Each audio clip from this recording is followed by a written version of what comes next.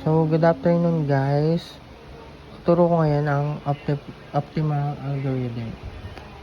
So, una, ang gagawin natin, nakikita natin may time siya na 0 to 14. Simulan na titignan muna natin sa page reference. So, ang una ay 1. Replace natin si 1 sa 0. Tapos, wala pang laman ng page reference 1 to 3. So, ang susunod naman natin ay check natin siya. Dahil wala pang laman. Sunod natin ang 2. 1. Lalagay natin siya sa page reference 1. Tapos, blanco pa rin ang page reference ng 2 tsaka 3. Sunod ay 3. 1, 2. So, 3, ilalagay natin sa page reference 2 dahil wala pang laman.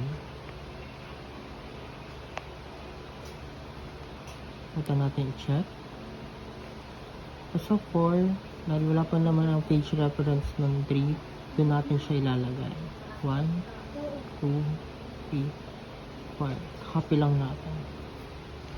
So, pag ganito naman ang nakita natin, number na same lang ay ikakopy lang natin siya like this. 1, meron na siya.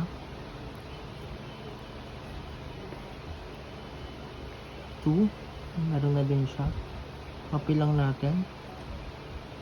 4, copy lang natin. So, paano naman kung may ibang number? Saan naman natin siya isusulat? Ganito guys.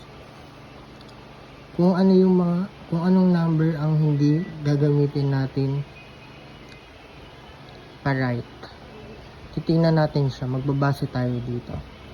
So, si 1, magagamit pa natin siya. Sulatin natin siya.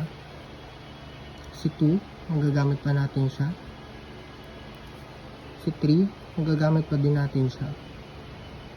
So, ilalagay natin siya sa 4. Next, meron ng 1, kaya ikakopy na lang natin. So, ito ay number 7 dapat. Dahil A nga ay 7.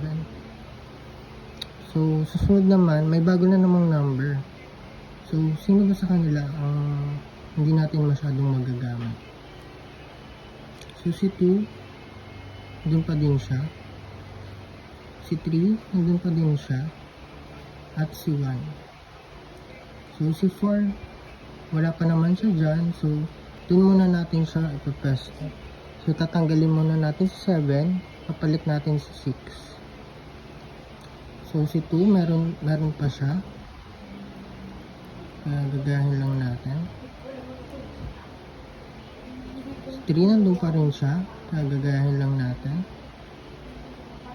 At si 1, nandun pa rin siya. Kaya gagahin lang natin.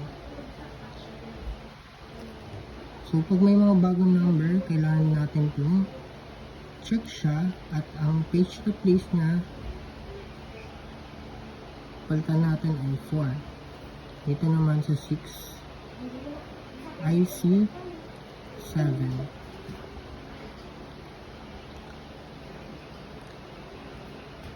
Ay, 6 pala.